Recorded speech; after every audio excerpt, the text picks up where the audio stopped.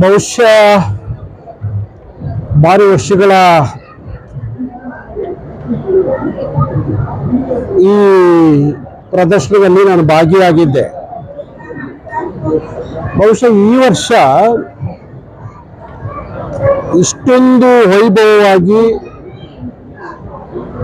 ಇಷ್ಟೊಂದು ಒಂದು ರೀತಿಯ ತಲಕಾಡಿನ ಗಂಗರ ಸಾಮ್ರಾಜ್ಯವನ್ನ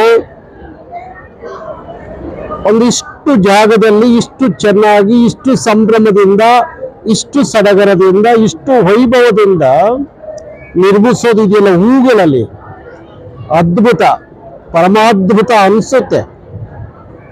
ಬಹುಶಃ ನಾನು ಭಾರಿ ದಿನಗಳಿಂದ ಬರಬೇಕು ಅಂತ ಹೇಳಿ ಅನ್ಕೊಂಡಿದ್ದೆ.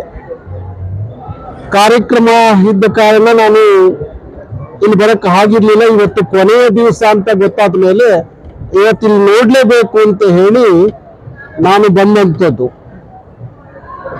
ತಲಕಾಡು ಗಂಗರ ಇತಿಹಾಸವನ್ನ ನಾನು ಓದ್ಕೊಂಡಿದ್ದೀನಿ.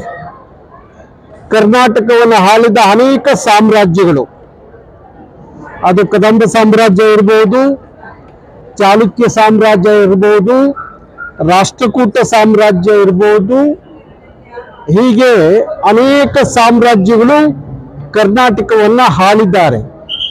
ಅದರಲ್ಲೂ ವಿಶೇಷ ತಲಕಾಡಿನ ಗಂಗರು ಆ ಇತಿಹಾಸದಲ್ಲಿ ಸುಮಾರು 900 ವರ್ಷಗಳ ಕಾಲ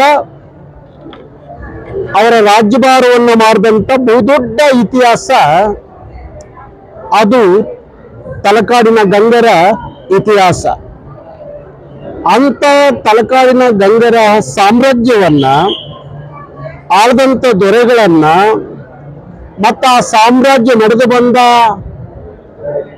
ವಿಚಾರಗಳನ್ನ ಇಷ್ಟೊಂದು ಅದ್ಭುತವಾಗಿ ಹೂಗಳ ಮುಖಾಂತರ ಪ್ರದರ್ಶನಕ್ಕೆ ಇಟ್ಟಂಥದ್ದಿದೆಯಲ್ಲ, ಬಹುಶಃ ಲಾಲ್ಬಾಗು ಈ ಎಲ್ಲ ಆಡಳಿತ ವರ್ಗಕ್ಕೆ ನಾನು ವಿಶೇಷವಾಗಿ ಅಭಿನಂದಿಸ್ತೀನಿ.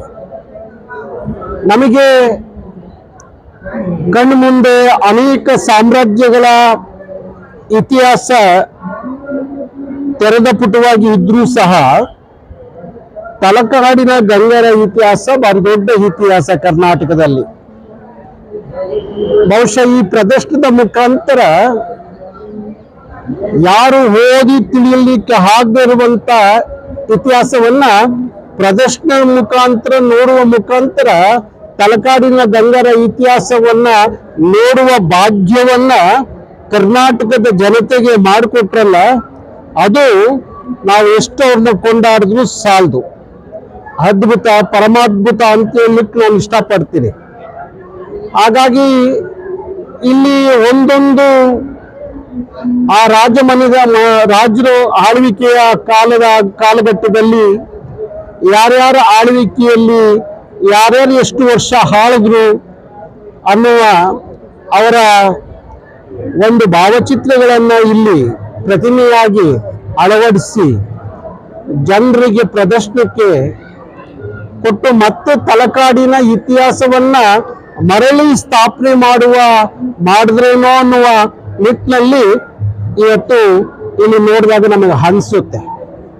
ಅಷ್ಟು ಅದ್ಭುತವಾಗಿ ಲಾಲ್ಬಾಗಲ್ಲಿ ಇವತ್ತು ಈ ಪ್ರದರ್ಶನವನ್ನು ನೋಡಿದಂಥದ್ದು. ಹಾಗಾಗಿ ತಲಕಾಡಿನ ಗಂಗರು, ಚಾಲುಕ್ಯರು, ರಾಷ್ಟ್ರಕೂಟರು, ಕದಂಬರು, ಮೈಸೂರು ಮನೆತನದ ರಾಜಮನೆತನಗಳು, ಈ ಥರ ಎಲ್ಲವನ್ನ ನಾವು ನಮ್ಮ ಮಕ್ಕಳಿಗೆ ಪರಿಚಯ ಮಾಡಿಕೊಡದೆ ಹೋದ್ರೆ, ಕರ್ನಾಟಕದ ಬಗ್ಗೆ ಅವರ ಒಳಗಡೆ ಈ ಥರದ್ದೆಲ್ಲ ಗೊತ್ತಾಗದೆ ಹೋದ್ರೆ, ಕರ್ನಾಟಕ ಇತಿಹಾಸ ಅವರಿಗೆ ನಾವೇ ಅನ್ಯಾಯ ಮಾಡಿದಂಗೆ ಆಗುತ್ತೆ. ಹಾಗಾಗಿ ಇದೊಂದು ಒಳ್ಳೆಯ ತೀರ್ಮಾನವನ್ನು ತಗೊಂಡಿದ್ದಾರೆ. ಬಹುಶಃ ಪ್ರತಿ ವರ್ಷ ಬೇರೆ ಬೇರೆ ಇಲ್ಲಿ ಪ್ರದರ್ಶನಗಳನ್ನು ನಾವು ಗಮನಿಸಿದ್ದೀವಿ.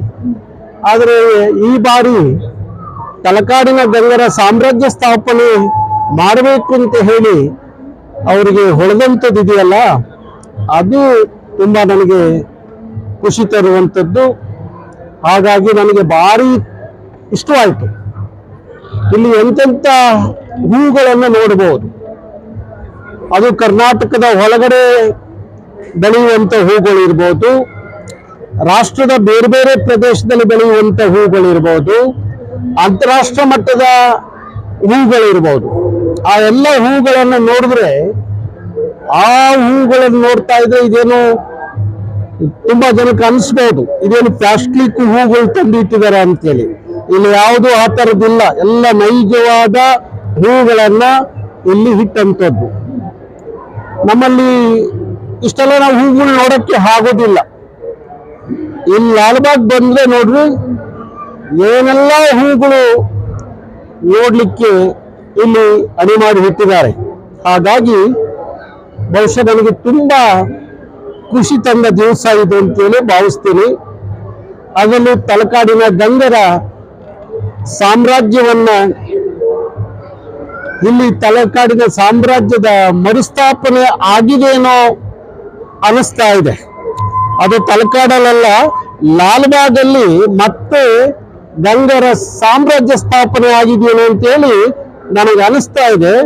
ಹಾಗೆ ಇಲ್ಲಿ ಗಂಗರ ಗತವೈಭವವನ್ನ ಆವರಣಗೊಳಿಸುವ ಮುಖಾಂತರ ಕನ್ನಡಿಗರಿಗೆ ತಲಕಾಡಿನ ಗಂಗರ ಇತಿಹಾಸದ ವಿಚಾರಗಳನ್ನ, ಪ್ರದರ್ಶನಗಳನ್ನ ಕನ್ನಡಿಗರಲ್ಲಿ ತುಂಬುವಂತ ಕೆಲಸವನ್ನ ಭಾರಿ ಚೆನ್ನಾಗಿ ಮಾಡಿದ್ದಾರೆ. ಹಾಗಾಗಿ ಮತ್ತೊಮ್ಮೆ ನಮ್ಮ ಎಲ್ಲ ಅಧಿಕಾರಿಗಳು ಏನಿದ್ದಾರೆ ಅವ್ರಿಗೆಲ್ಲ ಭಾರಿ ವಿಶೇಷವಾಗಿ ಅಭಿನಂದಿಸ್ತೀನಿ. ಅವ್ರ ಜೊತೆಯಲ್ಲಿ ಸಹಕರಿಸಿದಂತ ಬೇರೆ ಬೇರೆ ಖಾಸಗಿ ಒಂದಷ್ಟು ಕಂಪನಿಗಳು ಸಹ ಈ ಪ್ರದರ್ಶನದಲ್ಲಿ ಅವ್ರದೇ ಆದಂಥ ಒಂಚೂರು ಕೊಡುಗೆಯನ್ನು ಕೊಟ್ಟಿದ್ದಾರೆ. ಹಾಗಾಗಿ ಭಾರಿ ಅದ್ಭುತವಾದಂಥ ಕಾರ್ಯಕ್ರಮ ಇಲ್ಲಿ ಆಗಿದೆ. ಬಹುಶಃ ನಾನೇನಾದ್ರೂ ಇವತ್ತು ಬರದೇ ಹೋಗಿದ್ರೆ ನಾನು ಭಾರಿ ದೊಡ್ಡ ಈ ಕ್ಷಣವನ್ನ, ಈ ದಿನವನ್ನ ಕಳ್ಕೊಂಡ್ಬಿಡ್ತಿದ್ನೇನೋ ನನ್ನ ಜೀವನದಲ್ಲಿ ಅನ್ನಿಸ್ತಾ ಇದೆ. ಅಷ್ಟು ಅದ್ಭುತವಾಗಿದೆ ಈ ಕ್ಷಣ, ಈ ಸಂದರ್ಭ. ತುಂಬಾ ಖುಷಿ ಕೊಡುವಂಥದ್ದು, ಸಂಭ್ರಮಿಸುವಂಥದ್ದು. ಕನ್ನಡಿಗರು ಒಂದೊಂದು ಸಾಮ್ರಾಜ್ಯದ ಇತಿಹಾಸವನ್ನ ಹೀಗೆ ಪ್ರದರ್ಶನಕ್ಕೆ ಇಟ್ಟು ನಮ್ಮ ಮಕ್ಕಳಿಗೆ ತೋರಿಸಿದ್ದೆ ಆದ್ರೆ ಕರ್ನಾಟಕದ ಬಗ್ಗೆ ಈ ನೆಲದ ಮಕ್ಕಳಿಗೆ ಇನ್ನೊಂದಷ್ಟು ಅಭಿಮಾನ, ಸ್ವಾಭಿಮಾನ, ಪ್ರೀತಿ, ಕಾಳಜಿ ಹೆಚ್ಚಾಗುತ್ತೇನೋ ಅಂತೇಳಿ ನನಗೆ ಅನಿಸ್ತಾ ಇದೆ.